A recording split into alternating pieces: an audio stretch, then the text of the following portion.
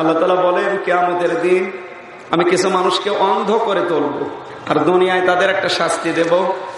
Oman আরাদান যিকরি ফাইন্না লাহু মাঈশাতান দনকা। যারা আমি আল্লাহর আয়াত থেকে, আমার বিধান থেকে মুখ ফিরিয়ে নিজের মন মতো চলবে, এই মানুষগুলোর জন্য দুনিয়ার জীবন আমি সংকীর্ণ করে দেব। ওদের আয় উন্নতিতে কোনো বরকত থাকবে না। পৃথিবীতে চর্মচোখে অনেক কিছু দেখবে, কিন্তু বরকত আমি আল্লাহ তুলে নেব। এটা দুনিয়ার শাস্তি। আর মরণের পরে এদেরকে আমি যখন তুলবো, আমার সামনে চোখ থাকবে না, অন্ধ হয়ে উঠবে। ক্বালা রাব্বি লিমা হাশারতানি আ'মা। আমাকে ডাক দিয়ে বলবে, মাবুদ, আমার তো চোখ ছিল, আমাকে কেন অন্ধ করে তুললে? আল্লাহ ধমক দিয়ে বলবেন, ক্বালা কাযালিকা আতাতকা আয়াতুনা ফানাসিতাহা ওয়া কাযালিকাল ইয়াওমা তুনসা। তোর কাছে আমার আয়াত, আমার কোরআন, আমার বিধান এইভাবে গিয়েছিল, শোনার পরে জানার পরেও না শোনার ভান করেছিলে, যেভাবে গুরুত্ব দাওনি, আজকের এই কঠিন ময়দানে আমি আল্লাহ তোরে গুরুত্ব দেব না, ভুলে গেলাম। আমার এই কুদরতের জবান দিয়ে কোনোদিন তোকে আর আমার বান্দা বান্দি বলে ডাক দেব না। জোরে বলেন নাউজুবিল্লাহ। আমাদের কারো ভাগ্য যেন এরকম হয়ে না যায়। অন্ধ বিষয়টা আপনি শোনার পরে হয়তো কিছু মনে করলেন না, বোঝেন অন্ধকারে বলে। এই যে চোখ, এই যে কি জিনিস। আমি গত কয়েকদিন আগে ভোলাতে একটা অনুষ্ঠানে খাবার খেতে বসেছি, বাম পাশে দেখি এক অন্ধ, 42 বছর ওনার বয়স। হঠাৎ বিদ্যুৎ চলে গেল। বিদ্যুৎ চলে গেলে আমরা যারা চোখওয়ালা মানুষ আছি চিল্লাচ্ছি, ওই তাড়াতাড়ি জেনারেটর দেন, আলো নিয়ে আসেন। জেনারেটর দিতে একটু দেরি হয়, আলো নিয়ে আসতে একটু দেরি হয়ে গেছে। এমনি দ্বীপ এলাকা। পাশ থেকে অন্ধ আমার হাতের উপরে হাত দিয়ে বলছো, হুজুর আপনি চিল্লাচ্ছেন, মাত্র 2 মিনিট কারেন্ট নেই, এই জন্য আপনি চিল্লান। আর আজ 42 বছর আমার জীবনে কোনো কারেন্ট নেই।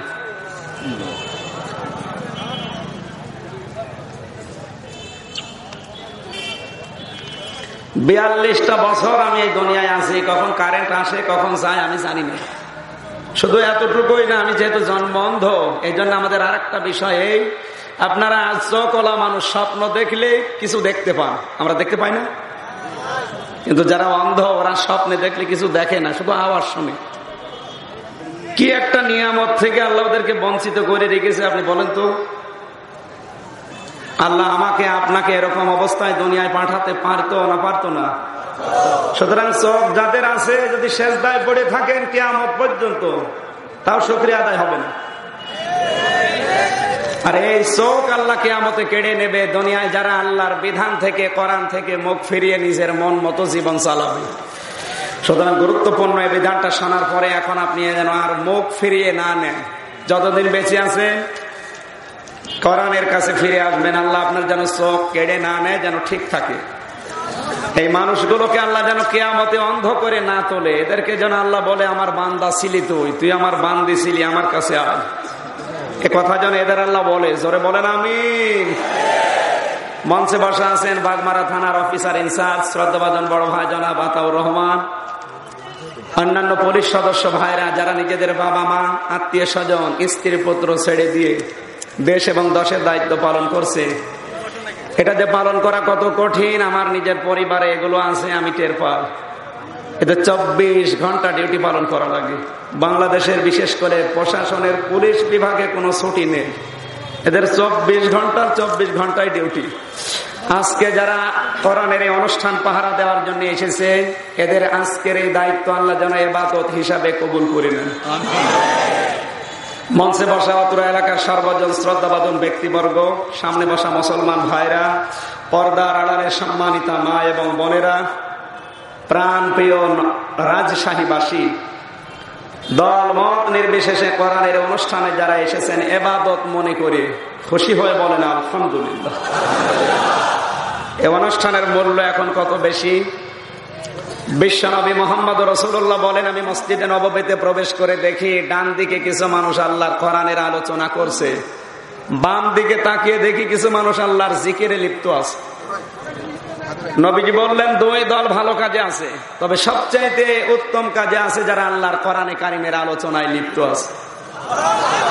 আমার মালিক আমাকে এই মুহূর্তে নির্দেশ দিয়েছে আমি যেন কোরআনের এই মঞ্চে শ্রোতা হিসাবে বসে পড়ি। কি বললাম আপনি টের পেয়েছেন না?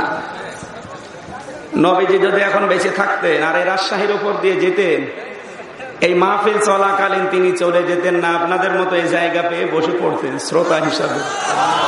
আপনি যে জায়গায় বসে আছেন এই জায়গার অনেক দাম। খুশি হয়ে বলেন আলহামদুলিল্লাহ।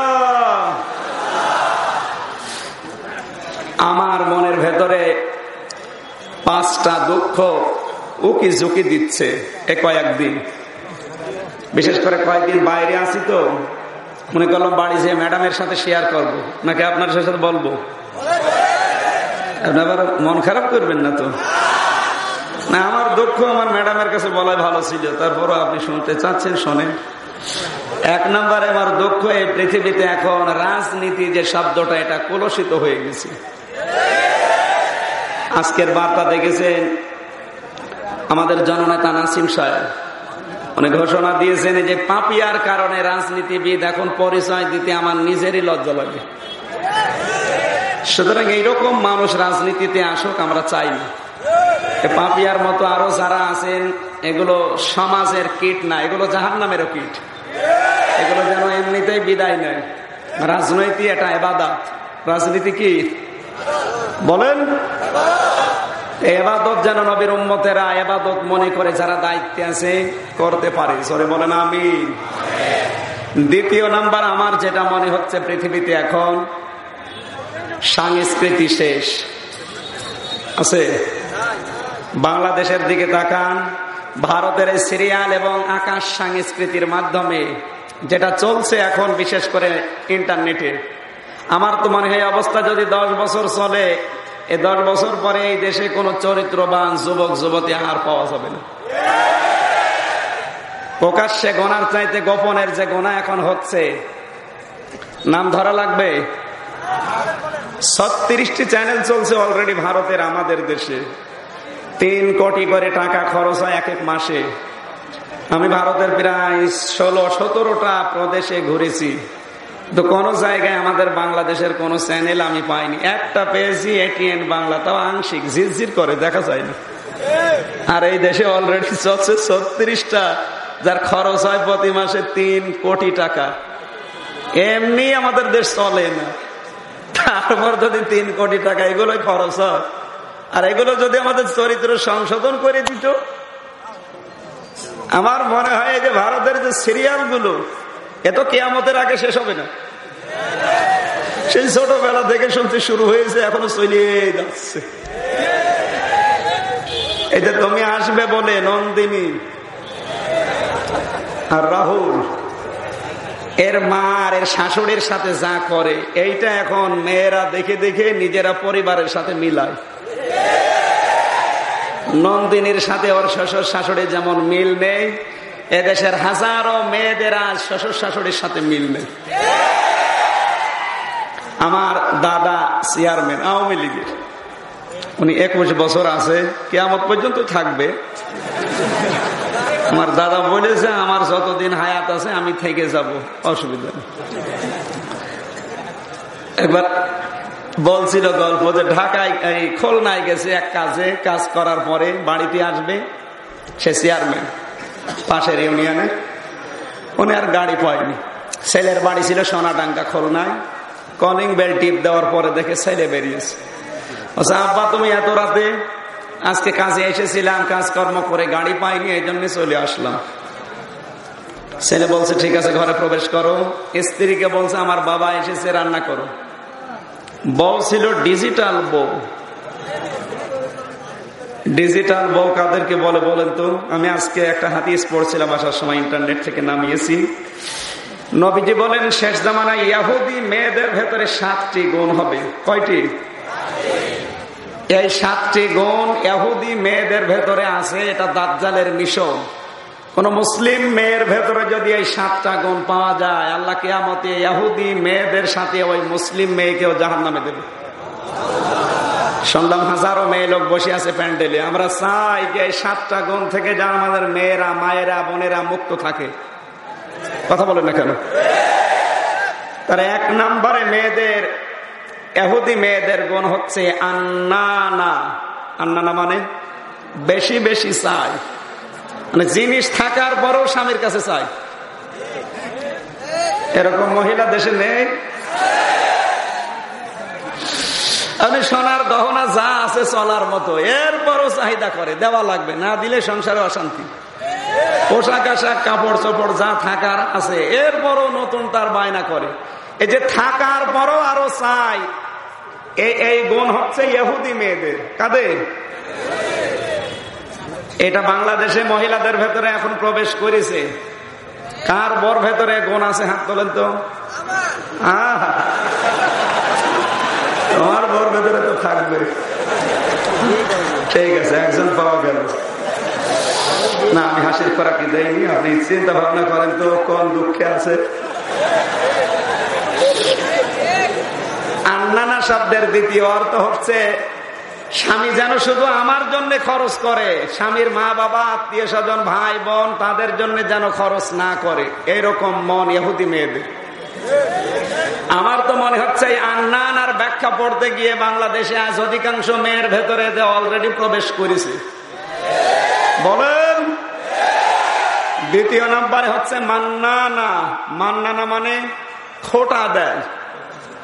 সারা জীবন আপনি জিনিসপত্র সবকিছু ঠিকঠাক দেবেন, এক বছরে যদি একটা ঈদের কাপড় কম পড়ে এমন খোটা দেবে আপনার 14 বংশের নাম বেরিয়ে যাবে। এই খোটা দেওয়ার অভ্যাস ইহুদিদের। কাদের? 3 নম্বরে হান্নানা। হান্নানা মানে স্বামীর খেদমত নিজে করে না, আরো খেদমত নিতে চায়। এ এলাকায় মনে হয় নেই। 4 নম্বরে কান্নানা। কান্নানা মানে অহংকার আমিত্ব প্রকাশ করে, আমার চেনো, আমি ওসির মেয়ে, মানে ভাবই আলাদা। আর এই ভাব আলাদা এটা তৈরি করার পেছনে কারণ হচ্ছে ওসি সাহেব।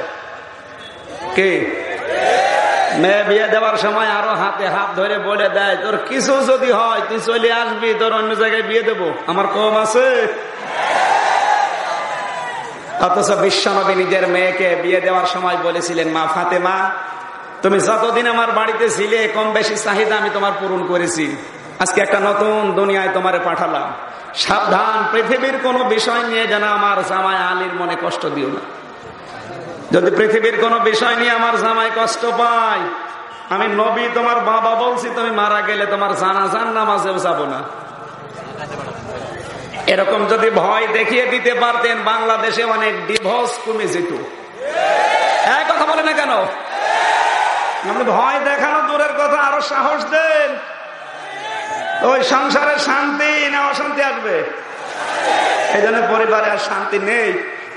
এই জন্য মা বাবাকে মুহাম্মদুর রাসূলুল্লাহর অনুসরণ করা লাগবে। 5 নম্বরে হাদ্দাক। হাদ্দাক মানে স্বামীর পছন্দের গুরুত্ব দেয় না। এই বউ এখন বেড়ে গেছে,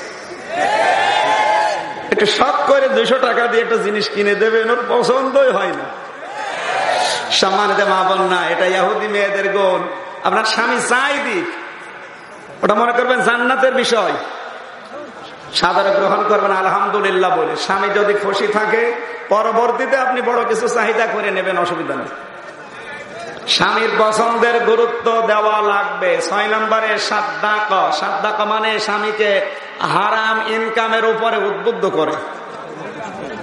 আজ দেশের হাজারো স্বামী, অনেকেই আমরা স্ত্রীর মুখের দিকে তাকিয়ে বাধ্য হয় হারাম ইনকাম করতে। 7 নাম্বারটা বলা যাচ্ছে না, একটু ঝামেলা, বললে আপনি ধরা খাবেন। 7 নাম্বার হচ্ছে বাররাকা। বাররাকা মানে স্বামীকে ধরে মারে। বললো আপনি ধরা খাবেন। স্ত্রীর হাতে মার খাওয়া মানুষ দেশে নেই, নাম ধরা লাগবে। পৃথিবীতে বর হাতে মার খেয়েছে বেশি আবু জেহেল 2টা কারণে। 1 নম্বরে ও যৌতুক নিয়ে বিয়ে করেছিল। এখানে যারা যৌতুক নিয়ে বিয়ে করেছেন আমি জানি আপনি মার খান, আপনি না বললেও আমি জানি। 2 নম্বরে ও ছিল যৌন অক্ষম, এই জন্য মার খেত। এই যে 7টা পয়েন্ট বললাম ইহুদি মেয়েদের। এখন মুসলমান মেয়েদের ভেতরে অধিকাংশ আছে না?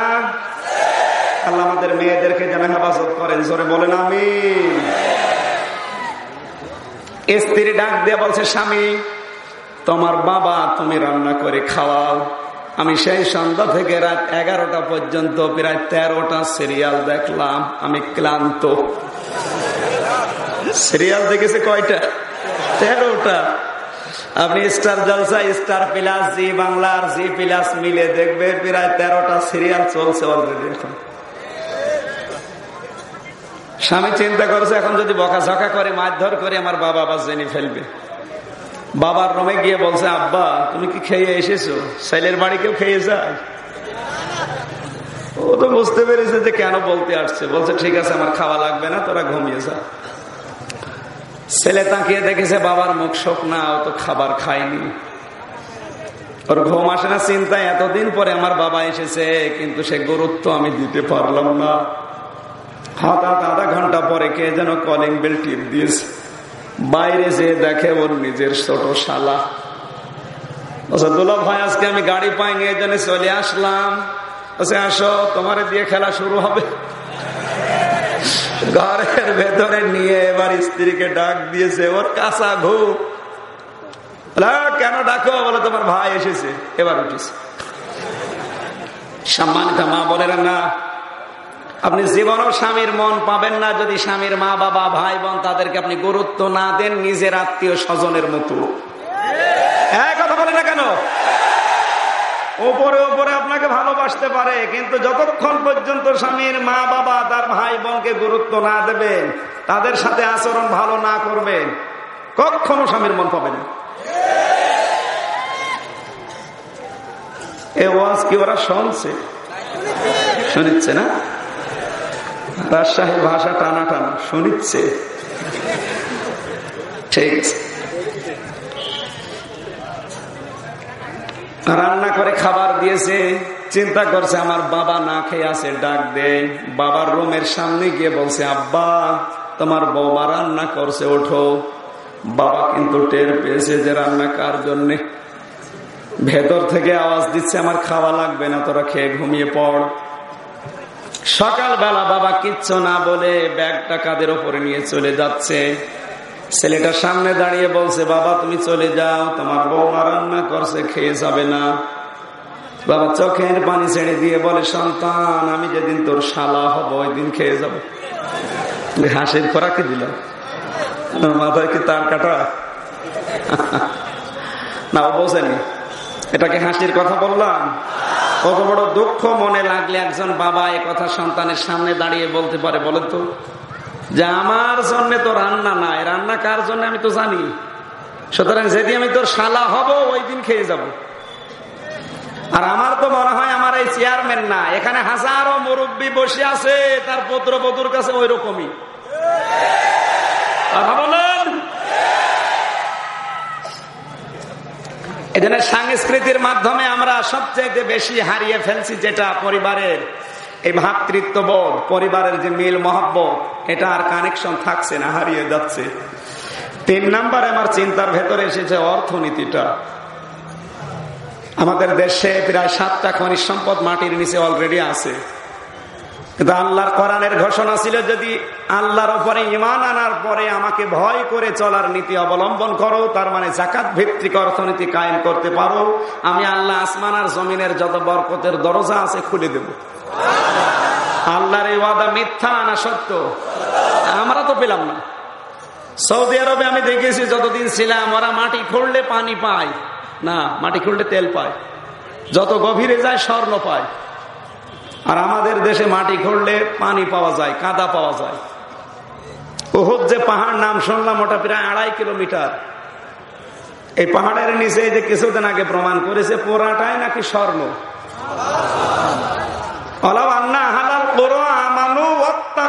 সূরা আরাফের 96 নম্বর আয়াত, আল্লাহ বলেন যদি দেশের মানুষেরা আমার প্রতি ঈমান আনে আর এই দাবি অনুযায়ী যদি আমাকে ভয় করে, লাফাতাহনা, লামে তাকিদ, সুপারলেটিভ ডিগ্রি, এটা আল্লাহ গ্যারান্টি দিয়ে বলেছেন অবশ্যই আমি আল্লাহ খুলে দেব বারাকাত, বহু বচন, মিনাস সামাই ওয়াল আরদ, আকাশ আর জমিনে যত বরকতের দরজা আসে আমি আল্লাহ নিজের হাত দিয়ে সব খুলে দেব।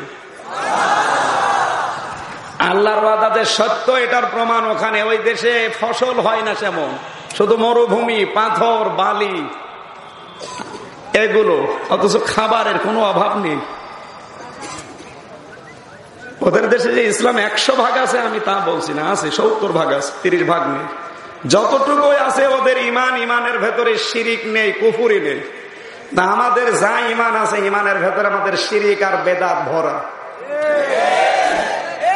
আর 2 নম্বরে তাকওয়া কাকে বলে? এই শব্দটা নিয়ে বিশেষ করে বাংলাদেশ, ভারত আর পাকিস্তানে ভেজাল আছে। এই 3টা দেশে গিয়ে দেখেছি তাকওয়া বলতে আমরা যেটা বুঝি এটা তাকওয়া না। আমরা মনে করি তাকওয়া মানে আল্লাহর ভয়। আল্লাহর ভয় কেমন? এরকম একটা বিশাল জুব্বা গায়ে থাকবে, পাগড়ি একটা মাথায় থাকবে, বড় বড় দাড়ি থাকবে, হাতে একটা তসবিহ থাকবে, দুনিয়ার কোনো খেয়াল করে না, শুধু আল্লাহ আল্লাহ নিয়ে ব্যস্ত। এই লোকটা বিশাল তাকওয়াবান নাকি? হ্যাঁ। তাকওয়ার আধুনিক ব্যাখ্যা 2টা। প্রথম নম্বরে তাকওয়া বলা হয় যে যেখানে যেই দায়িত্ব পাবে ওই দায়িত্ব সঠিকভাবে সুচারুরূপে আঞ্জাম দেওয়ার নাম তাকওয়া। এই তাকওয়া পৃথিবীতে এখন আছে? নেই। যে যেখানে যে দায়িত্ব আমরা পেয়েছি আমরা দায়িত্ব পালন করি না, এই জন্য এত বিশৃঙ্খলা। 2 নম্বরে আল্লাহর নিষিদ্ধ কাজগুলো ঘৃণা করে ছেড়ে দিয়ে চলে আসার নাম তাকওয়া। আল্লাহর নিষিদ্ধ কাজ এই কোরআনে আমি পেয়েছি 500। কত? এই 500 নিষিদ্ধ কাজের ভেতরে সবচাইতে আমার দৃষ্টিতে যেটা নিকৃষ্ট তার নাম পরকীয়া প্রেম। এই জেলায় মনে হয় নেই, আছে মানে মনে করছে হুজুর জানে না। 180 মাইল বেগে চলছে অনেক। পরকীয়া প্রেম করলে 3টা শাস্তি আল্লাহ দুনিয়ায় দেবে আর মরণের পরে দেবে 3টা। তিরমিজি শরীফের হাদিস। 1 নম্বরে আপনার চেহারার উজ্জ্বলতা নষ্ট হয়ে যাবে। নিজের স্ত্রী বাদ দিয়ে অন্যের সাথে যাদের লাইন আছে, যতই ফ্রেশ ওয়াশ আর ফেয়ার এন্ড লাভলি দেন, ঠিক থাকবেন না। চেহারার উজ্জ্বলতা নূর আল্লাহ কেড়ে নেবে। আপনি দেখবেন চেহারা দেখলে আমি বলে দিতে পারি যে লাইন করছে। 2 নম্বরে আপনার আয়ুষ্কাল আল্লাহ কমিয়ে দেবে। 3 নম্বরে আপনাকে আল্লাহ অভাব ঘিরে দেবে। অনেক কিছু আছে কিন্তু অভাব কাটবে না। আর মরণের পরে যে 3টা শাস্তি, 1 নম্বরে আপনার মরতে দেরি, আল্লাহ আপনার উপরে রেগে যেতে দেরি হবে না। এটা কি সহজ কথা? আপনি মরতে দেরি, শুধু চোখ বন্ধ হবে, আল্লাহ আপনার উপরে রাগান্বিত হয়ে থাকবে। জোরে বলেন নাউজুবিল্লাহ। 2 নম্বরে যখন আমলনামা হাতে দেবে তখন আপনি লজ্জা পাবেন, পড়তে চাবেন না। 3 নম্বরে বিনা হিসাবে বিনা বিচারে আপনাকে আল্লাহ জাহান্নামে দিয়ে দেবে।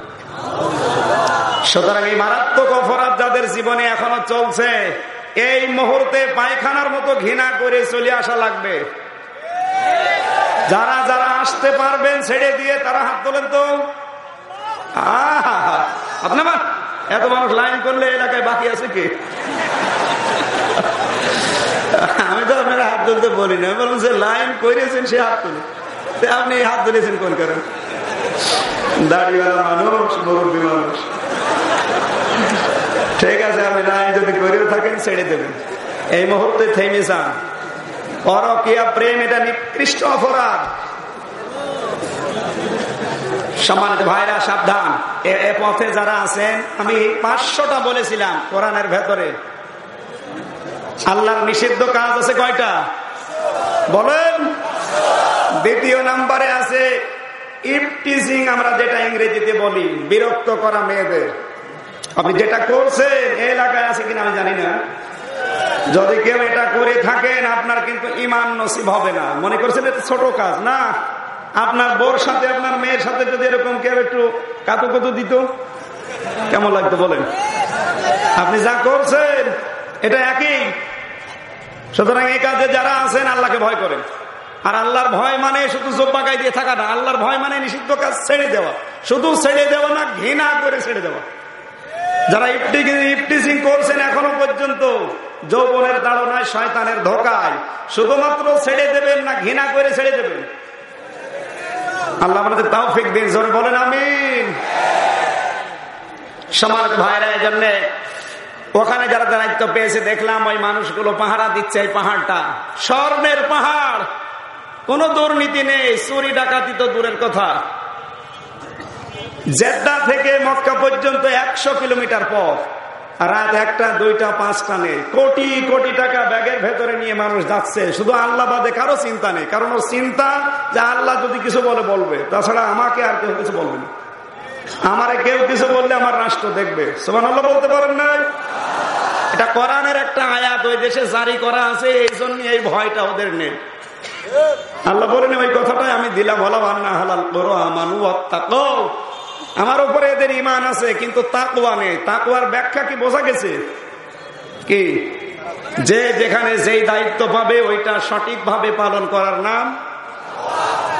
পাহাড় পেয়েছে স্বর্ণের, পাহারা দিতে দিয়েছে, ঠিক মতো পাহারা দিচ্ছে। বাংলাদেশে কেউ যদি পায়খানার পাহাড় পায়, ও পাগল হয়ে যাবে যে কি পেয়েছি। আমার এক বন্ধু বলছিল যে আমির হামজা আছে এই কায়দায় আমরা এদেশে এখন ডিজিটাল হওয়া আরম্ভ করেছি, এদেশে আমার পায়খানাও নিরাপদে নেই। একটু দুষ্ট ছিল, ঢাকায় যাচ্ছে নরমাল কোচে চড়ে বিশ্ববিদ্যালয়ে থাকাকালীন, বলছে আমার পেটে হঠাৎ যন্ত্রণা। ড্রাইভারকে বললাম ভাই আপনি গাড়ি থামান, আমি নেমে যাব, আমার পেটে গন্ডগোল। ড্রাইভার বলছে না, এই গাড়ি থামবে না, তোমার যদি বেশি অসুবিধা হয় তো পেছনের সিটে বসে বসে আল্লাহ আল্লাহ করো। পেটে আমার গন্ডগোল দেখে আল্লাহ আল্লাহ থামে। পেছনে যে দেখি কয়েকটা সিট খালি পড়ে আছে, ওই যে পলিথিন দেয় বমি করার জন্য, ওইটা 2টা নিয়েছে, একেবারে পেছনের সিটে বসে বসে ওই কাজ করেছে। পকেট থেকে সাদা রুমাল বের করে 4 কোনা করে বেঁধে দিচ্ছে, পেছনের জ্বালানা খুলে ফেলে দেবে। আল্লাহর ইশারা আসছিল, পেছনে মোটর সাইকেল হলো, পড়বে কি পড়বে একেবারে মোটর সাইকেলের সামনে। মোটর সাইকেলেরও চিন্তা করছে বাস থেকে সাদা রুমালে থপ করে পড়লো কি। এই রুমাল যখন নতুন, ভেতরের জিনিস মনে হয় নতুনই হবে, ভেতরের জিনিস কি নতুন। ও বলছে তাকিয়ে রয়েছি, দেখলাম ওই লোকটা এদিক ওদিকে তাকিয়ে তুলে নিল। ও টের পাবে না বাড়ি যে কি জিনিস। এজন্য বলছে আমির হামজা আমি যে কায়দায় ডিজিটাল দেখছি, এ দেশে এখন পায়খানা নিরাপদে নেই। আর বাস্তব তো আমারটা। অথচ স্বর্ণের খনি পাহারা দিতে দিয়েছে, ঠিক মতো দায়িত্ব পালন করছে, এর নাম তাকওয়া। এর নাম কি? এইটা যখন এই দেশে আমাদের ভেতরে কায়েম হবে, বিশেষ করে 1734 জন মানুষের ভেতরে, হিসাব মিলিয়েছি 1734 জন মানুষ এই দেশে মেন দায়িত্বে আছে। কতজন? 1734 জন। 52 জন মন্ত্রী, 64 জন সচিব, 350 জন এমপি, 64 জন এসপি, 64 জন ডিসি, 490 জন ওসি, টিওনো, 650 জন ওসি। এই মানুষগুলো, আর বাকিগুলোর নাম নাই বললাম, এই মানুষগুলো হযরত ওমরের মতো যখন তাকওয়া অর্জন করতে পারবে, বাংলাদেশ একটা ছোট্ট জান্নাত হয়ে যাবে। যারা দায়িত্বে আছে, আল্লাহ যাদেরকে দিয়েছেন, আল্লাহ যেন ওমরের মতো দায়িত্ব পালন করার তৌফিক দেন। আশা করছি বরকতের এই দরজাগুলো খুলতে হলে আল্লাহর নির্দেশ মানা লাগবে, নয়তো আপনি আন্দাজে চিল্লা পাল্লা করলেও পাবেন না। বাংলাদেশে অলরেডি কয়টা খনিজ সম্পদ আছে? 7টা। কয়টা? এগুলো আমরা তুলতে পারছি না, আমাদের ইমানের এবং তাকওয়ার ব্যর্থতা। দায়িত্ব পালন আমরা সঠিকভাবে পারবো না, এই জন্য আল্লাহ দেয় না। আমি এ ভাইকে যদি 500 টাকা দিয়ে পাঠিয়ে দেয়, জানতো আপনি একটা ইলিশ মাছ নিয়ে আসেন, মানে 500 টাকা দিয়ে ইলিশ মাছ নিয়ে এসেছে ঠিক, কিন্তু পুরা মাছটা পচা। এ মাছও লস, টাকাও কি পুরাটাই ফেলে দেওয়া লাগবে না? উনি নিয়ে আসতেছে কেন? কারণ ওনার মাথায় একটা তার হালকা কাঁটা আছে, এই জন্য পাগল মারা, পাগল বলি যারে। উনি নিয়ে এসেছে পুরা 500 টাকায় পানিতে ফেলে দেওয়ার নামান্ত। আমি আরেকজনকে পাঠালাম যে ভাই 500 টাকা নিয়ে আপনি মাছ নিয়ে আসেন। উনি মাছ নিয়ে এসেছে ঠিক, 200 টাকার মাছ আর 300 টাকা আত্মসাৎ। আমার কাছে এসে বলছে আমির হামজা, এ মাছ তো 500 টাকার কমে দেবেই না, শেষ পর্যন্ত আপনার নাম বলার পরে দিয়েছে। এই লোকটা সব ভালো, উনি পাগল না, কিন্তু চরিত্র একটু ঝামেলা আছে। তারপরেও তো অন্তত 200 টাকার মাছ তো খাওয়া যাচ্ছে, 300 টাকা মেরে খাই খাক। এক কথা বলে না কেন? আজ তামাম দুনিয়ায়, বিশেষ করে এই বাংলাদেশে আমাদের এগুলো উঠতে চায় না। আমাদের তার কাটা আছে নাকি? আমাদের কাছে দিলে আমরা সবই খেয়ে ফেলবো, আর ওর কাছে দিয়েছে তো 200 টাকার মাছ খাওয়া যাচ্ছে, 300 টাকা খাই খাক। আজ অন্যান্য বিশ্বের দিকে তাকান।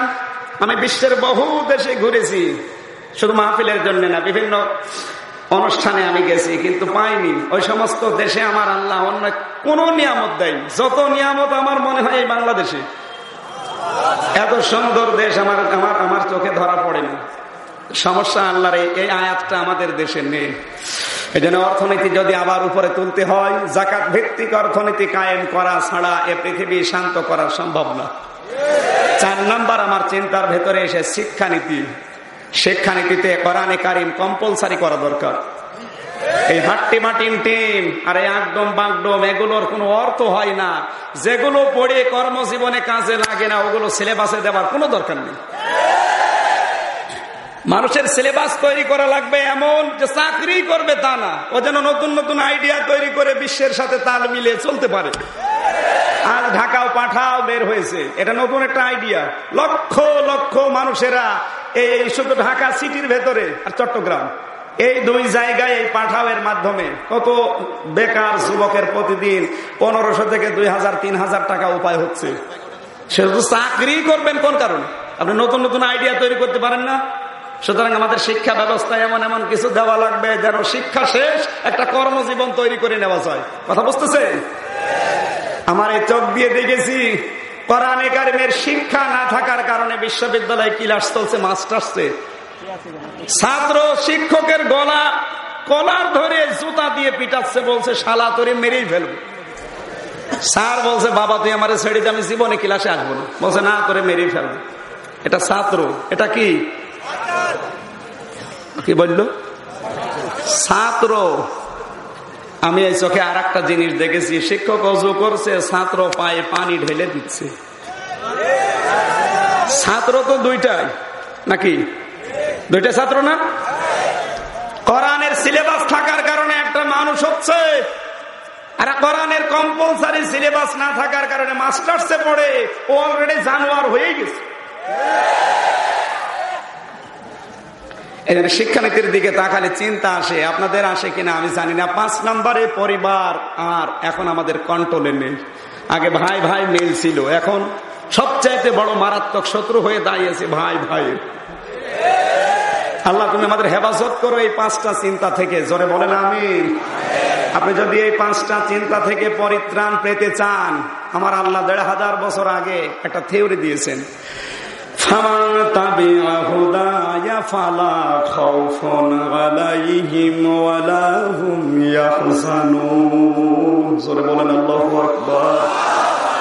আল্লাহ পাক বলেন, হে নবী আপনাকে আমি দুনিয়ায় ছেড়ে দিয়ে অন্ধকারের ভেতরে ফেলে দেয়নি। প্রতি যুগে যুগে আমার পক্ষ থেকে হেদায়েত যাবে। আমার এই বান্দা বান্দীরা আমার পাঠানো হেদায়েত যদি অনুসরণ করে মেনে নিতে পারে, আমি আল্লাহ বলছি গ্যারান্টি দিয়ে তাদের কোনো ভয় নেই, কোনো চিন্তা নেই। কিসের ভয়, কিসের চিন্তা? যে 5টা কথা বললাম, রাজনীতি, সংস্কৃতি, অর্থনীতি, শিক্ষানীতি আর পরিবার নীতি, এই 5টার হেফাজতের দায়িত্ব আল্লাহ বলেন আমার কোরআনের। সুবহানাল্লাহ বলতে পারেন না? কোনো ভয় নেই, কোনো চিন্তাও থাকবে না। কিসের চিন্তা? সবচেয়ে বড় চিন্তা ঈমান যাদের আছে তাদের চিন্তায়, আমি যদি এখনই মারা যাই, আমার ছেলে মেয়ে, আমার এই অর্থ সম্পদ, আমার এই ক্ষমতা কে দেখবে? আল্লাহ তাদের গ্যারান্টি দিচ্ছেন, ঈমান যদি থাকে আর আমার আয়াতগুলো যদি পৃথিবীতে কায়েম থাকে, আমার এই হেদায়াত, তুমি মরতে দেরি, তোমার ওইগুলো আমি আল্লাহ নিজে কন্ট্রোল করার দায়িত্ব নিয়ে নেব। এই তথ্যটা আছে সূরা হামিম সেজদা 24 নম্বর পারা 19 নম্বর পৃষ্ঠার 4 নম্বর লাইনের 30 নম্বর আয়াতে আছে। আমরা ব্যাখ্যায় যাচ্ছি না, আমাদের নির্ধারিত একটা বিষয় সামনে আছে। আজকে আমার আলোচনার বিষয় হচ্ছে রহমানের বান্দা কারা, আল্লাহর খাঁটি বান্দা কারা। আমরা এই বিষয়ে আলোচনা করব, আমরা যেন খাঁটি বান্দা হতে পারে। আল্লাহ কার? জোরে বলেন কার? আল্লাহর খাঁটি বান্দা হওয়ার জন্য কি কি গুণ লাগবে? এখানে 8টা গুণ আছে। এই 8টা গুণের ভেতরে বাংলাদেশ সরকার কয়েকটা হাতে অলরেডি নিয়েছে। বিশেষ করে মাদক, বিশেষ করে জঙ্গি, বিশেষ করে দুর্নীতি, এগুলো আজকের আয়াতের ভেতরে আসবে। আমরা কোরআন সামনে নিয়ে বিশ্বের সাথে তাল মিলিয়ে, বাংলাদেশের সাথে মিলিয়ে ইনশাআল্লাহ তাফসীর করব। জবান খুলে কোরআনের আয়াত একবার পড়ে নেন। আউযু বিল্লাহি মিনাশ শাইতানির রাজিম। বিসমিল্লাহির রহমানির রহিম।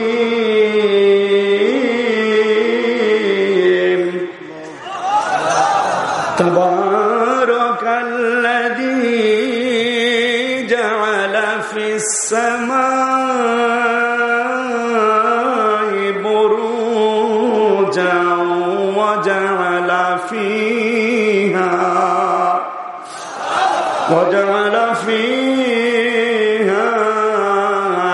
সিরাজান ওয়া কমারাম মুনীরা। সূরা ফুরকান। কোন সূরা? আমাদের জবান নেই। ফুরকান শব্দটা একবার উচ্চারণ করলে কমপক্ষে 50টা নেকি হবে। ফুরকান আমার আল্লাহ নিজে ডাক দিয়েছেন কোরআনকে। ফুরকানের নাম কার? অবশ্যই আল্লাহ। কোরআনের 55টা নাম আছে, তার ভেতরে অন্যতম নাম হচ্ছে ফুরকান। ফুরকান মানে, ফুরকান শব্দের প্রথম অর্থ সত্য মিথ্যার পার্থক্যকারী কিতাব। আপনি যদি কোরআনের আজকের সূরা ফুরকানের এই আয়াতগুলো শোনার পরে বাকি সামনের জীবনে সত্য মিথ্যা পার্থক্য করে জীবন চালাতে না পারেন, আজকের আয়াতগুলো আপনাকে জাহান্নামে নিয়ে যাবে। এই জন্য আজকে আলোচনা শুধু শোনা না, আপনার কিন্তু খবর আছে। আপনি দরকার আগে থেকে বাড়ি চলে যান। শুনলে মেনে নেওয়া লাগবে। মানতে পারবেন তো? ঠিক আছে। 2 নম্বরে ফুরকানের অর্থ হচ্ছে সংবিধান। কি বললাম? এটা একটু ঝামেলা আছে না? শয়তান আল্লাহর বিধান মানে নাই কয়টা? আপনি কি বুঝে বললেন? না, বুঝে বলেন। যে বিষয় জানেন না মুখ খুলবেন না, চুপ করে থাকবেন। ওয়ালা তাকফু মা লাইসা লাকা বিহি ইলমুন। আল্লাহ বলেন যে বিষয় জানো না চুপ করে থাকবা, মুখ খোলার দরকার নেই। আর যেটা জানবেন জবাব দেবেন একেবারে উচ্চ স্বরে। শয়তান আল্লাহর বিধান মানে নাই কয়টা? কোন এলাকায় আসলাম? একে মুসলমান নেই বেশি। জবান খুলে বলেন কয়টা? একটা বিধান মানে নাই। কিন্তু আল্লাহর বিধানের এগেনস্টে ও নতুন কোন বিধান তৈরি করে না। এ বিষয়ে আপনারা একমত আছেন না? শয়তান আল্লাহর বিধান মানে নাই কয়টা? আল্লাহর বিধানের বাইরেও কি নতুন বিধান বানিয়েছে? কিন্তু এই পৃথিবীর ময়দানে যে বান্দা আল্লাহর বিধান মানে না, আর নতুন করে আল্লাহর বিধানের পাশাপাশি নতুন আর একটা বিধান তৈরি করে আল্লাহর বান্দাদেরকে চাপিয়ে দেয়, এ কিন্তু শয়তানের চাইতে বড় শয়তান। কত দূর গেল আপনি বলেন তো? অনেক দূর চলে গেছে। জিন শয়তান আর মানুষ শয়তানের ভেতর পার্থক্য হচ্ছে, জিন শয়তান আয়াতুল কুরসি পড়ে আর 4 কুল পড়ে ফু দিলে চলে যায়, আর মানুষ শয়তান পুরা কোরআন পড়ে ফু দিলেও যায় না। আমরা এখন জিন শয়তানের সমস্যায় নেই, আমরা আছি এখন মানুষ শয়তানের সমস্যায়। তাহলে আজকে যে আয়াত শুনছেন, যে সূরার নাম কি? ফুরকানের দ্বিতীয় অর্থ কি? সংবিধান। জোরে বলেন কি? 96% মুসলমানের এই দেশে কোরআনে কারিমকে যতদিন সংবিধান হিসাবে দিতে না পারবেন, কাঙ্ক্ষিত মানের শান্তি আপনি এই চোখে দেখতে পারবেন না। এখন আপনি যা মনে করেন করেন না কেন। আমরা পড়েছি এই সূরা 61 থেকে 68 আয়াত। অনেকগুলো আয়াত আল্লাহ সূরায় দিয়েছেন, প্রায় 77টা আয়াত আছে। কয়টা বলেন? মক্কায় আল্লাহ নাযিল করেছেন মাত্র আমরা 3টা আয়াতে এই সূরা থেকে পড়লাম। এতগুলো আয়াত সব পড়ি নাই আমরা। 61, 62, 63 3টা আয়াত পড়েছি। এবার আমরা সরাসরি তাফসিরে প্রবেশ করছি। আপনারা শুনতেছেন? আল্লাহ পাক বলেন, তাবারাকাল্লাযী জাআলা ফিস সামাই বুরুজান চান। তাবারকা, তাবারকা কাকে বলা হয়? তাবারকা বলা হয় ওই সত্তাকে যিনি সমস্ত দোষ ত্রুটি অক্ষমতা দুর্বলতা যত রকমের কিছু মানুষ তার উপরে চাপিয়ে দিতে পারে সব থেকে যিনি মুক্ত, তার নাম তাবারকা। সুবহানাল্লাহ বাড়ি যেয়ে বলবেন। এই পৃথিবীতে যত মানুষ আমার আল্লাহকে যে বিষয়ে দুর্বল মনে করে ওই বিষয় থেকে আমার আল্লাহ আগেই মুক্ত। কথা বলে না কেন? এই পৃথিবীর ময়দানে মানুষ যে দোষগুলো আল্লাহকে দিতে পারে ওই দোষ থেকে তিনি আগেই মুক্ত। সুতরাং 250 কোটি খ্রিস্টানেরা এই দুনিয়ায় যে দোষ আল্লাহর উপরে দিয়েছে, যে আল্লাহর সন্তান আছে, এই দোষ থেকে আল্লাহ আগেই। আরো জোরে বলেন।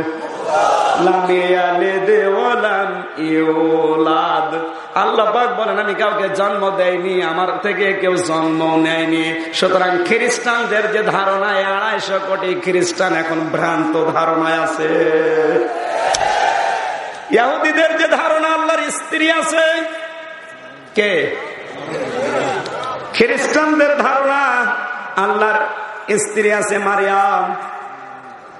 ইহুদিদের ধারণা হচ্ছে উজাইর আল্লাহর সন্তান। আল্লাহ নিজে জানালেন আমার কোনো সন্তান নেই, আমি কাউকে জন্ম দেয়নি, আমার থেকে কেউ জন্ম নেয়নি, আমি কারো থেকে আসি নাই।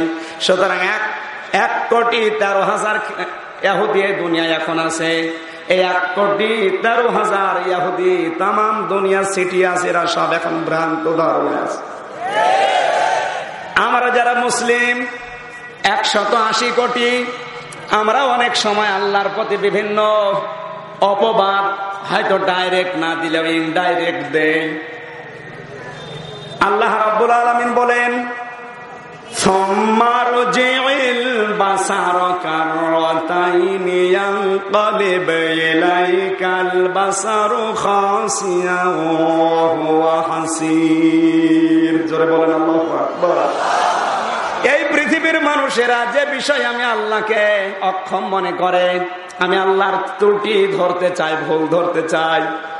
অনেকেই মনে করতে পারে যে বিশাল আসমান, বিশাল বড় বড় বৃক্ষ, কিন্তু বৃক্ষের তুলনায় তার ফলগুলো অনেক বৃক্ষের ছোট আছে।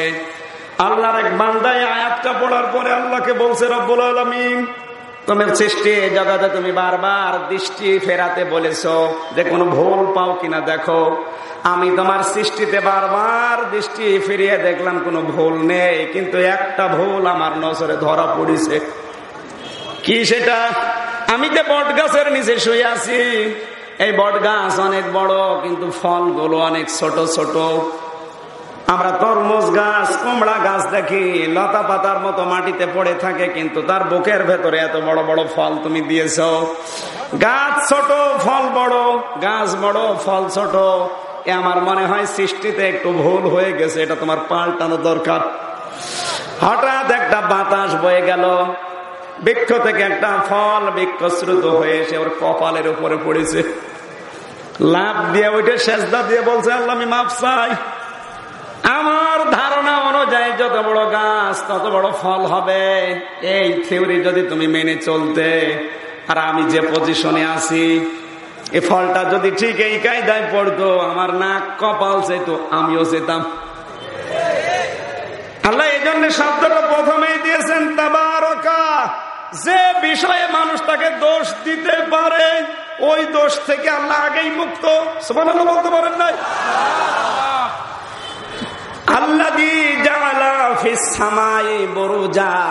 কেন আমার আল্লাহ মুক্ত, কেন তার প্রশংসা তোমরা করবে জানো?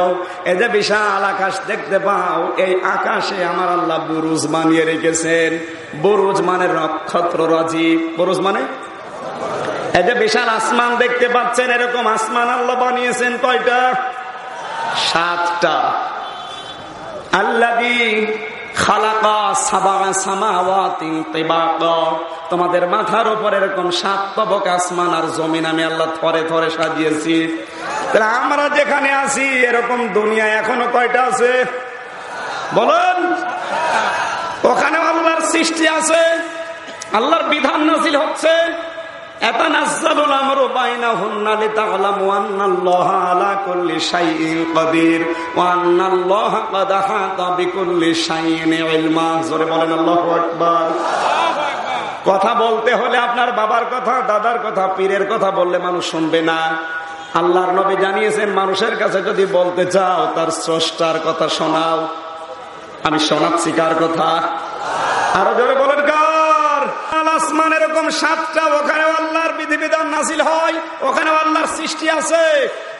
আপনাকে আমার আল্লাহ এই কথাটা স্মরণ করায় কেন? আল্লাহ জানাতে চেয়েছেন এই পৃথিবী চালাতে মাত্র একটা চাঁদ লাগে। কয়টা? অথচ এই পৃথিবীতে রাষ্ট্র আছে 228টা। কত? সবচাইতে বড় রাষ্ট্র বাংলাদেশ। এই বাংলাদেশ 29টা জোড়া দিলে যত বড় হবে, এক ইন্ডিয়া একা অত বড়। আমার ইন্ডিয়ার এই মাথা থেকে ওই মাথা পর্যন্ত প্রায় একা ধারে, তাও গাড়িতে প্লেনে এভাবে যেতে যেতে 7 দিন সময় লেগেছিল পুরা দেশটা। আর বাংলাদেশ ঘুরতে আমার সময় লাগে মাত্র 11.5 ঘন্টা। এই মাথা থেকে এ মাথা শেষ। তাও আমার প্রাইভেটে, অন্য গাড়িতে তো বাদ দিলাম। এই বাংলাদেশে 60টা জোড়া দিলে যত বড় হয়, এক আমেরিকা একা অত বড়। এ পৃথিবীতে রাষ্ট্রের সংখ্যা আছে 228টা। আমার মনে হয় আমেরিকা, ইন্ডিয়ার কাছে বাংলাদেশ একটা পাড়া, পাড়াও না। এই বাংলাদেশে আছে 64টা জেলা। আপনি কি মনে করছেন যে রাজশাহী বাংলাদেশ? এরকম জেলা এই বাংলাদেশের সীমানার ভেতরে আছে 64টা।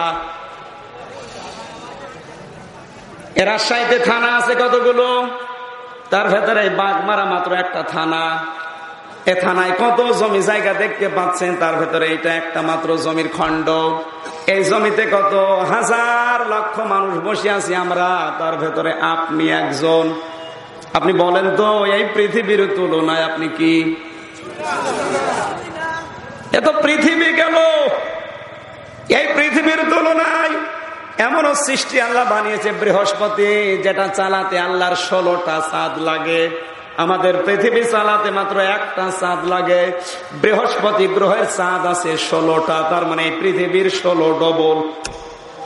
প্লুটো গ্রহ চালাতে আল্লাহর চাঁদ লাগে 42টা, তার মানে পৃথিবীর তুলনায় প্লুটো গ্রহটা 42 ডবল। জোরে বলেন আল্লাহু আকবার। সব মিলে যত বড়, এর তুলনায় সূর্যটা 13 লক্ষ গুণ বড়। সূর্যের তুলনায় 27 লক্ষ গুণ বড় পর্যন্ত বড় আছে এক একটা তারকা, যার নাম বুরুজা। ওই যে জলে টিপিটি মিটি মিটি করে এক একটা সূর্যের চাইতে 27 লক্ষ গুণ পর্যন্ত বড় আছে। মুফাসসিরিন ইকরাম লিখেছেন এই 27 লক্ষ গুণ বড় সূর্যের চাইতে যে তারকা, এটা যখন ব্ল্যাক হোলের সামনে দিয়ে যায়, চকলেটের মতো ধরে চুষে খেয়ে ফেলে। তার আল্লাহর যে বিশাল সাম্রাজ্য পড়ে আছে ব্ল্যাক হোল, সূরা ওয়াকিয়ার ভেতরে আল্লাহ তথ্যগুলো দিয়েছেন। ফালা উকসিমু বিমাওয়াকিন নুজুম ওয়া ইন্নাহু লাকাসামুন লাউ তা'লামুনা আযীম। জোরে বলেন আল্লাহু আকবার। আল্লাহ পাক বলেন, বান্দা আমি তোমাদের জন্য ব্ল্যাক হোল বানিয়েছি পৃথিবীর ভারসাম্য ঠিক রাখার জন্য। কারণ এই যে বড় বড় তারকাগুলো, এগুলো যখন ব্ল্যাক হোল চকলেটের মতো খেয়ে ফেলে, এর চাইতেও বড় বড় সৃষ্টি আমি আল্লাহ বানিয়েছি। সব কিছু সব এই প্রথম আসমানের সাথে ঝুলন্ত অবস্থায় আল্লাহ রেখে দিয়েছেন। ওয়াজালা ফিহা সিরাজা ওয়া কামারাম মুনিরা। এরপরে আমি আল্লাহ বানিয়েছি একটা সিরাজ, একটা সূর্য, কামারাম মুনিরা, সূর্য সুদীপ্ত একটা চাঁদ। আল্লাহ পাক তার এই সৃষ্টির বর্ণনা দিচ্ছিলেন আমাদেরকে আকৃষ্ট করার জন্য, মানুষ যেন আমি আল্লাহর ইবাদতের দিকে ঝুঁকে পড়ে। ওয়াল্লাযী জাআলাল লাইলা ওয়ান নাহারা খিলফাতান। আমি আল্লাহর আরো নিদর্শনে, আমি আল্লাহ তোমাদের রাতকে দিনের ভেতরে প্রবেশ করাই। আর রাতকে দিনের ভেতরে প্রবেশ করার দায়িত্ব কার? আরো জোরে বলেন। মানুষ যে আল্লাহর সৃষ্টির কাছে কত অসহায়, এই খিলফাতান শব্দ তার প্রমাণ। তাফসিরে মুফাসসির লিখেছেন আল্লাহ পাক যদি রাতকে বলতেন আর সকাল হওয়া দরকার নেই, তামাম দুনিয়ার সব মানুষ চেষ্টা করলেও সকাল বানাতে পারতো না। পারতো? এই যে খেলফাতান দিয়েছেন, এই কারণে অনগামী করে দিয়েছি। অটোমেটিক রাতের পরে দিন, অটোমেটিক দিনের পরে রাত। এটা আমি আল্লাহ আমার বান্দাদের সুবিধার্থে বানিয়েছি। যদি শুধু রাত করে দিতাম, এরা সব সময় ঘুমিয়েই থাকতো, ওতে কর্মজীবনে কাজ করতো কি দিয়ে? যদি শুধু দিন করে দিতাম, পরিশ্রান্ত হয়ে যেত। বিজ্ঞান এখন প্রমাণ করছে আমার এই মাথার ভেতরে, এই চোখ থেকে শুরু করে মাথা পর্যন্ত 1,70,000 চিকন চিকন রগ আছে। 1,70,000। আমার এই মোবাইলের ভেতরে এটা কম্পিউটার। আপনি চামড়া যদি ছিলে দেন, দেখবেন এখানে শুধু রগ পাবেন। বিজ্ঞান এখন গণনা করে 1,70,000 অস্তিত্ব পেয়েছে। মাথার ভেতরে আমার আল্লাহ 6টা জিনিস পরিমাপ করে দিয়েছে। 6টা জায়গা আবার 18টা জিনিস ভাগ ভাগ করা আছে। এর সামনের দিকে আছে ফ্রন্টাল লব, আরেকটু উপরে আছে মোটর কর্টেক্স, আরেকটু আছে সেন্সরি কর্টেক্স, একেবারে এই লাইনে আছে অক্সিপিটাল লব, পেছনে আছে প্যারাইটাল লব, এর নিচে আছে টেম্পোরাল লব। এই 6টা জায়গায় বিজ্ঞান দেখতে পাচ্ছে যে 18টা জিনিস আল্লাহ ভাগ ভাগ করে রেখে দিয়েছেন। আপনি যখন রাতের বেলা ঘুমাতে যান, সারাদিনের পরিশ্রান্ত শরীর নিয়ে এই রগগুলো আল্লাহ ঘুমের মাধ্যমে সতেজ করে দেয়। জোরে বলেন আল্লাহু আকবার। বিজ্ঞানীরা জানিয়েছে যদি মানুষ 3 দিন একাধারে ঘুম আসতে না পারে, তাহলে রগগুলো অকেজ হয়ে যায়, দুর্বল হয়ে যায়, তখন ওই মানুষটা এমনি পাগল হয়ে যায়। আপনি আল্লাহর ইবাদত করবেন না মানে আপনাকে করতে বাধ্য। কারণ রাত আর দিনের আবর্তন বিবর্তন অনুগামী করে দিয়েছে আপনার বাবা, আপনার দাদা, আপনার কোন নেতা। কে কেন দিয়েছেন? লিমান আরাদা আইয়াযাক্কারা ওয়া আরাদা শুকুরা। অন্তত আল্লাহর সৃষ্টির দিকে তাকিয়ে আপনি যেন আল্লাহর শুকরগুজারি করতে পারেন। শুকরগুজারি করার যতগুলো সিস্টেম আছে আল্লাহর, সবচাইতে বড় মাধ্যম হচ্ছে আল্লাহকে সেজদা দেওয়া। আল্লাহর শুকরিয়া আদায় করার প্রথম মাধ্যম কি? আরো জোরে বলেন। হযরত আদম আলাইহিস সালাম আমার মালিককে তিনি সেজদা দিয়েছিলেন। মালিক আমার এই সেজদায় এত বেশি খুশি হয়েছিলেন, আদমের যত সন্তান কিয়ামত পর্যন্ত দুনিয়ায় আসবে, তিনি শুধু আলহামদুলিল্লাহ বলেননি, তিনি সেজদা পর্যন্ত আল্লাহকে দিয়েছিলেন। এই তো 3 দিন আগে আমেরিকার এক খ্রিস্টান বিজ্ঞানী প্রমাণ করে দেখেছে, মানুষ যদি 5 ওয়াক্ত নামাজ নির্ধারিত সময়ে 24 ঘন্টায় পড়তে পারে, তার রক্তের যে সঞ্চালন এর মাঝখান দিয়ে মালিক করে দেয়।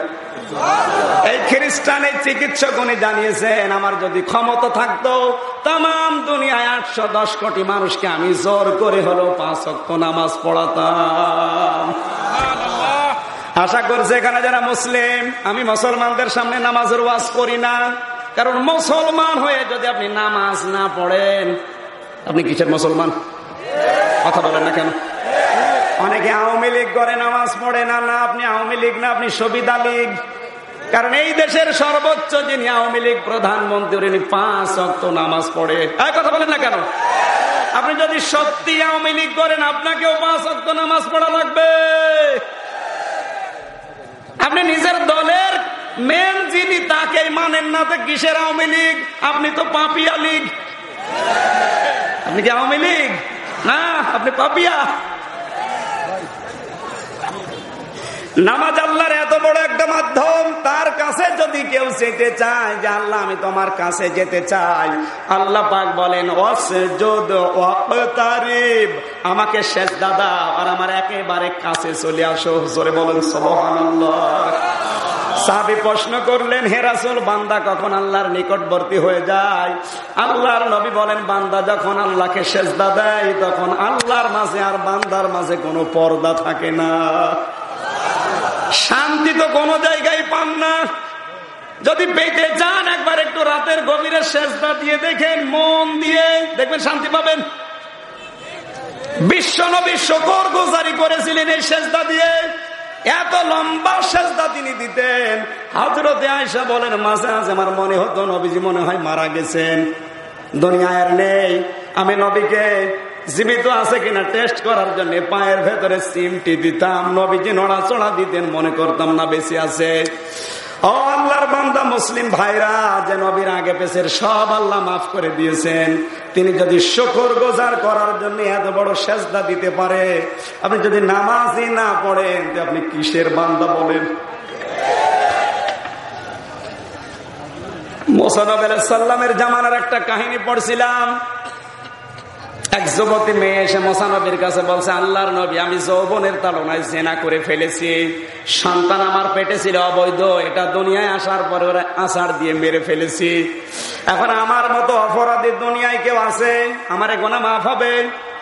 সঙ্গে সঙ্গে হযরতে মুসা রাগী নবী ছিলেন, আল্লাহর ওহীর অপেক্ষা না করে তিনি বললেন, না, তোমার মতো অপরাধী দুনিয়ার কেউ নেই, আল্লাহ তোরে মাফ করবে না। মেয়েটা কপালে আঘাত করছিল আর বলছিল, রব্বুল আলামিন, তুমি আমার যৌবন দিয়েছো কি জাহান্নামের আগুনে যাওয়ার জন্য? হঠাৎ জিবরাইল এসে বলে, হে নবী, আপনি কি বললেন?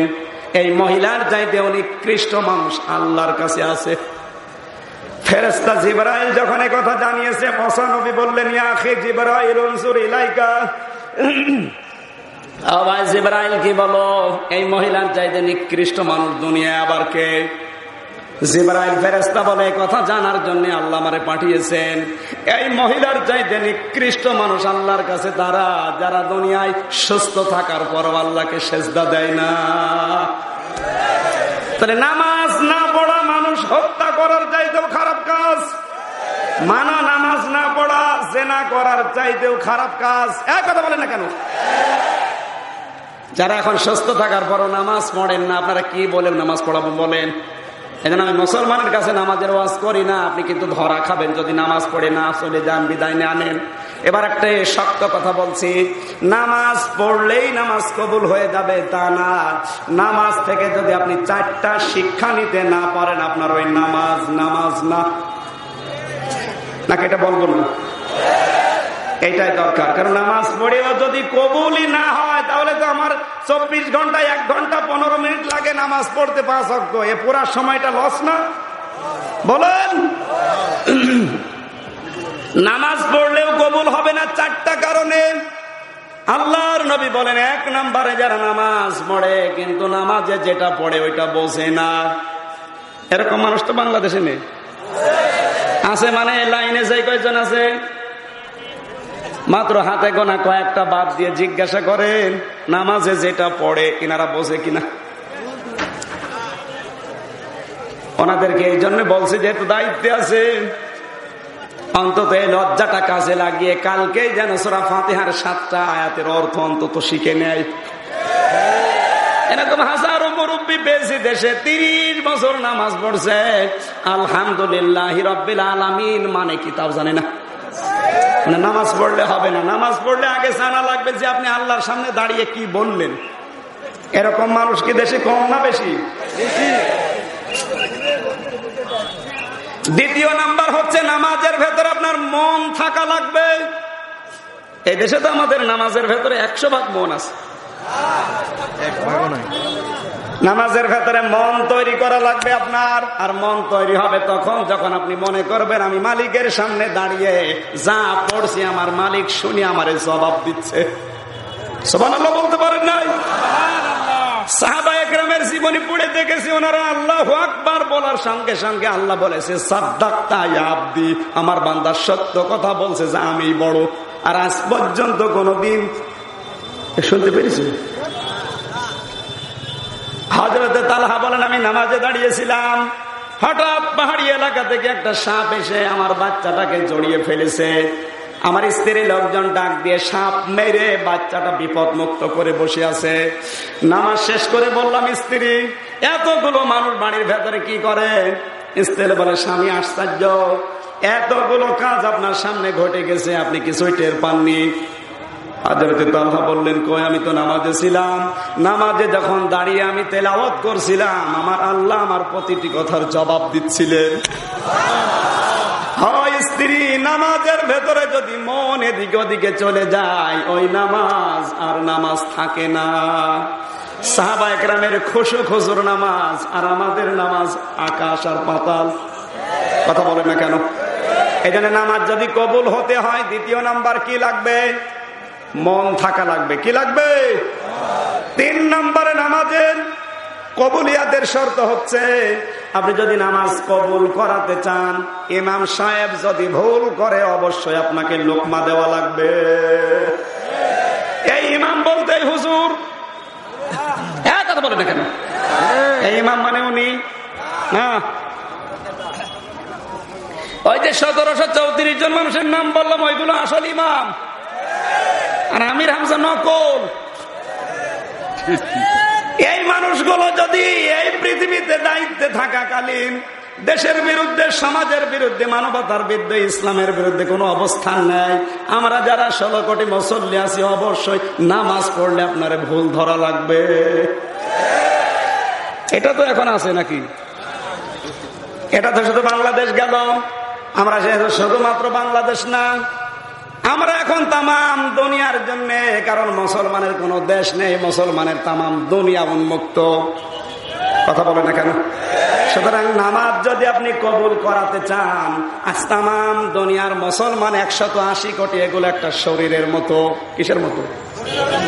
আল্লাহর নবী জানিয়েছেন, শরীরের কোন জায়গায় যদি চিমটি লাগে, পুরা শরীর যেমন খবর হয়ে যায়। তুমি যদি মুসলিম দাবি করো, তামাম দুনিয়ার কোন জায়গায় একটা মুসলমান যদি কষ্ট পায়, তোমার এই বাংলার মাটিতে বসে করা লাগবে। এই দাবি পূরণ করতে গিয়ে অন্যায় যেখানে হবে, ও যদি আপনার আত্মীয় নাও হয়, ও যদি নামে মুসলিম হয়, আপনাকে প্রতিবাদ করা লাগবে। কারণ আমি চাই আমার নামাজ যেন কবুল হোক। কথা বলেন ঠিক কিনা? এই দাবি অনুযায়ী এখান থেকে আহ্বান জানাচ্ছি, প্রতিবাদ করছি, দিল্লির মুসলমানদের অত্যাচার এই মুহূর্তে বন্ধ করা দরকার। কারা কারা এর পক্ষে আছেন দেখি? লিল্লাহে তাকবীর।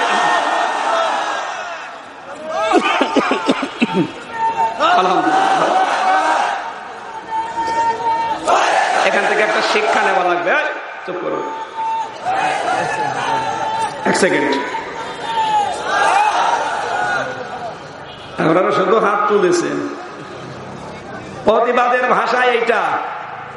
এই প্রতিবাদ করতে গিয়ে আবেগে অনেকে হয়তো হিন্দুদের বাড়ি ঘরে আগুন লাগিয়ে দিতে পারেন, অনেকে মন্দির ভাঙতে পারেন না। এটা ইসলাম না।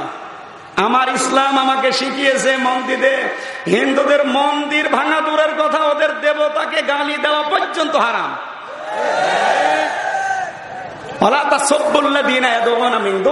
হে নবী, আপনার উম্মতেরা যেন অন্য দেবতাকে গালি পর্যন্ত না দেয়, তাহলে ওরা আবার আমি আল্লাহকে গালি দিয়ে বসবে।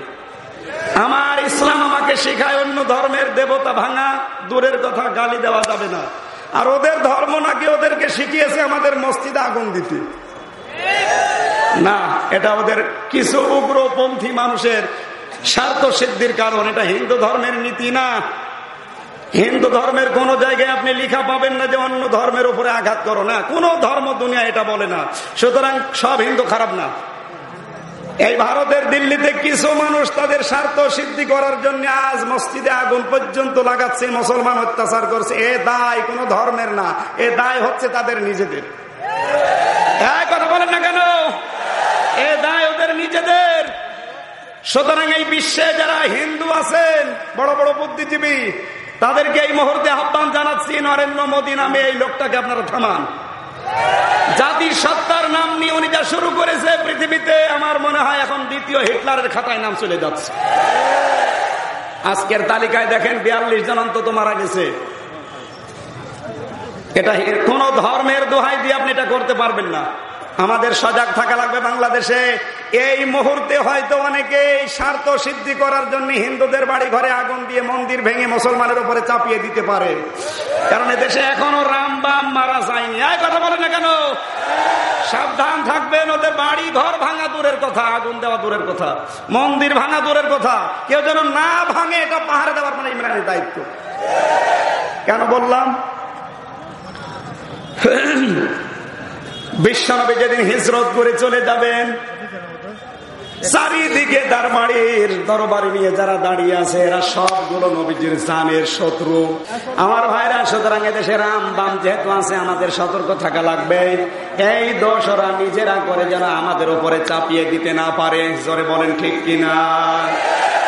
আমাদের ইমানের দাবি অনুযায়ী যে যেখানে যে জায়গায় আছি ওখান থেকে নামাজ কবুল হওয়াতে চায়, এজন্য প্রতিবাদ করাই লাগবে। আর প্রতিবাদের ভাষা তিনটা। কয়টা? যদি আপনি হাত দিয়ে পারেন করবেন, যদি না পারেন মুখ দিয়ে নিষেধ করেন।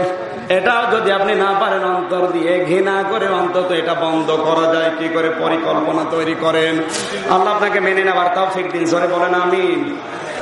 4 নাম্বার হচ্ছে ইমাম সাহেব যদি ভুল করে, ইমামের শুধু লোকমা দিয়ে না, তাকে বাদ দিয়ে নতুন ইমাম নিয়োগ দেওয়া লাগবে। এটা তো খুব সহজ। হুজুর আমি তো নামাজ পড়ি। আরে ভাই, আপনি নামাজ পড়িয়ে কি আর না পড়ি কি? আপনি তো 4টা শিক্ষা নেন না, নামাজে যা পড়েন বোঝেন না, নামাজের ভেতরে খুশু খুশু নেই, মন নেই। নামাজের ভেতরে ইমাম ভুল করলে আপনি কিছুই বলেন না। নামাজের ভেতরে ইমাম ভুল করলে তাকে পাল্টিয়ে নতুন ইমাম নিয়োগ দেওয়া দরকার। সেই কর্মসূচি আপনার হাতে নেই। কিসের নামাজ পড়েন আপনি? আপনার ওই সেজদা নেওয়ার জন্য আল্লাহ বসে আছে। আপনি সেজদা দিলে কি আর না দিলে কি?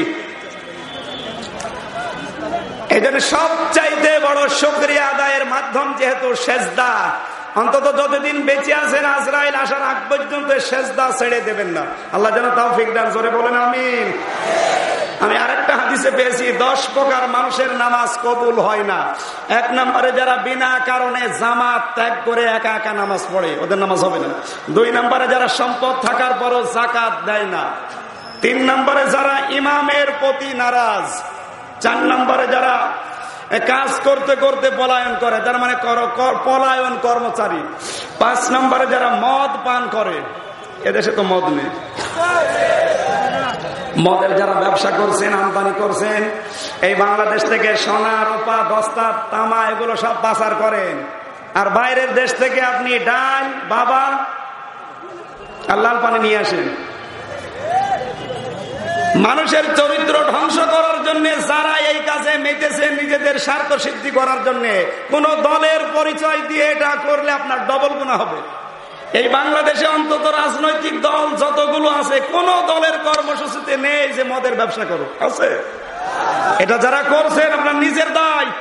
সুতরাং নিজের দায় দলীয় কর্মসূচির উপর আপনি চাপিয়ে নিজে সাধু সাজবেন না। আপনাকে আমি হাদিস বলছি, কিয়ামতের দিন যে পরিমাণের মদ আমদানি করেছেন, খেয়েছেন, খাওয়িয়েছেন, অতটুকু পরিমাণ মদ রক্ত পুষ গরম করে আল্লাহ নিজে আপনাকে খাওয়াবেন। সুতরাং এর সাথে যারা জড়িত আছেন, যদি মুসলিম দাবি করে থাকেন, এখনই থেমে যান। আপনার বিবেকটা একটু কাজে লাগান। 6 নম্বরে বেশি স্বামীর অসন্তুষ্টকারী মহিলা, তার নামাজ হয় না।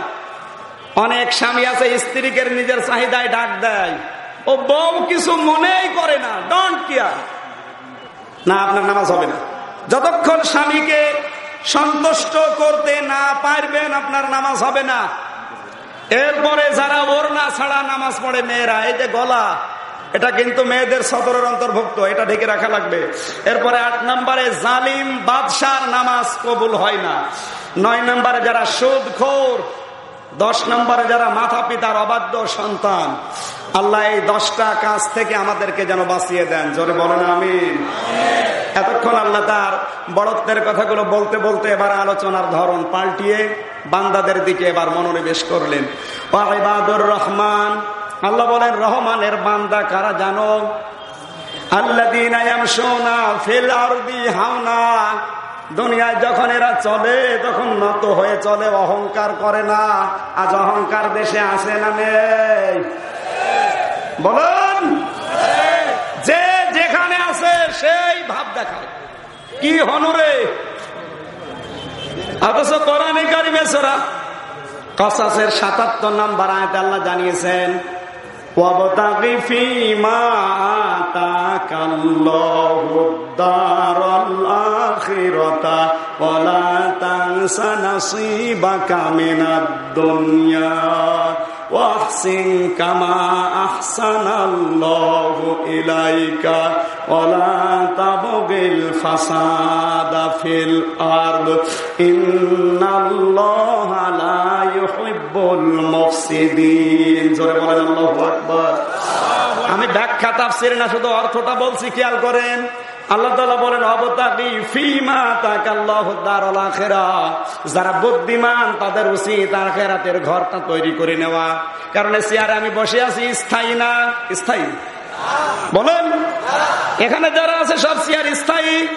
প্রত্যেকটা চেয়ার দুনিয়ায় অস্থায়ী, এমনকি প্রধানমন্ত্রী চেয়ারও। বলেন পৃথিবীর কোন চেয়ার স্থায়ী না, বসলে আপনাকে নামা লাগবে, এইটাই ফাইনাল। আল্লাহ এই জন্য জানিয়েছেন যে যেখানে দায়িত্বে আছে, যে যেখানে ক্ষমতায় আছে, তার উচিত হচ্ছে ওখানে বসে বসে যেন আখিরাতের পুঁজি তৈরি করে নেয়। আমি ডিআইজি হাবিবুর রহমান স্যারকে মাঝে মাঝে বলি, স্যার আপনাকে আল্লাহ যে চেয়ারটা দিয়েছে, সবাইকে চেয়ার আল্লাহ দেয়নি। এ চেয়ারের অনেক দাম। সারা বাংলাদেশের প্রশাসনের আপনি আইকন, আপনি নিজে না জানলেও আমি জানি। সুতরাং আপনাকে আমি বারবার বলছি, যতদিন চেয়ারে আছেন এখান থেকে বসে আপনি আখিরাতের ঘরটা তৈরি করে নেন, যদি বুদ্ধিমান দাবি করেন। কারণ চেয়ার আপনার স্থায়ী না, হয়তো কিছুদিন পরে চেয়ারে থাকবেন না। চেয়ার থেকে নেমে গেলে তখন আপনার কথার এ গুরুত্ব আর কথা বলেন না কেন? এই জন্য বুদ্ধিমান তো ওই লোকটা, যে লোকটা যেখানে দায়িত্ব পায় ওই জায়গায় বসে ও আখিরাতের ঘরটা তৈরি করে নেয়। ওয়াহসিন কামা আহসানাল্লাহু ইলাইকা, তুমি আল্লাহর যতটুকু দয়া পেয়েছো এই দয়াটা আল্লাহর সৃষ্টি জগতের উপরে বিলাও। তুমি বড় দায়িত্ব পেয়েছো, মনে করে এটা আল্লাহর দয়া। এখানে বসে আল্লাহর যে সৃষ্টি তোমার নিচে দায়িত্ব পালন করে তাদের উপরে ভালো ব্যবহার করো। আপনি কথার অর্থ বোঝেননি? আমার শরীরের ভেতরে ৯,৭৬৮ প্রকার চামড়া আছে। কত? আপনারা ঘুমাচ্ছেন না? এই চামড়াগুলো আল্লাহ কেন দিয়েছেন? বিজ্ঞান এখন তথ্য দিয়েছে এই চামড়া কোন জায়গার চামড়া কোন জায়গার সাথে মেলে না। এমনকি আমার এই চামড়া ওনার সাথে মিলবে না, যদিও মনে হচ্ছে একরকম। ওনার চামড়া কেটে গেলে আমার চামড়া লাগাবেন, লাগবেন, আরো পছন্দ হবে। যদি আমার চামড়া ভালো করতে হয়, আমার চামড়া শরীরে কোন জায়গা থেকে কেটে এনে লাগিয়ে দেবেন, লেগে যাবে। সুবহানাল্লাহ বলতে পারেন না? কেন এই সিস্টেম আল্লাহ দিল? এটা একটা লক, সিকিউরিটি লক বলা হয়। কেন এই সিকিউরিটি লক দিয়েছেন? আল্লাহ তাআলা জানিয়েছেন আলা তাসিরু ওয়াসিরাতু বিসরা উখরা। জ্ঞানী মানুষ যারা একটু খেয়াল করবেন, আল্লাহ বলেন কিয়ামতে মরণের পরে কেউ কারো বোঝা বহন করবে না। তোর চামড়া ওর সাথে মেলে না। আর কিয়ামতের দিন তোর পাপের বোঝা ও বহন করে নিয়ে যাবে। ওর কথা মতো তুই কাজ করিস, ও তোরে বোঝায় আর তুই বুঝে ফেলিস ও তো ভণ্ড, তুই পাগল। এরকম ভণ্ড দেশে আছে না নেই? হাজারো পীরের নাম নিয়ে ভণ্ডামিগুলো করে খাচ্ছে।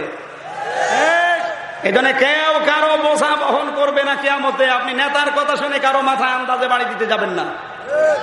আন্দাজে কারো কথা শুনে নিরপরাধ মানুষের উপর অত্যাচার করবেন না। ওর বোঝা কিয়ামতে ও কিন্তু নেবে না, আপনাকেই নেওয়া লাগবে আপনার বোঝা।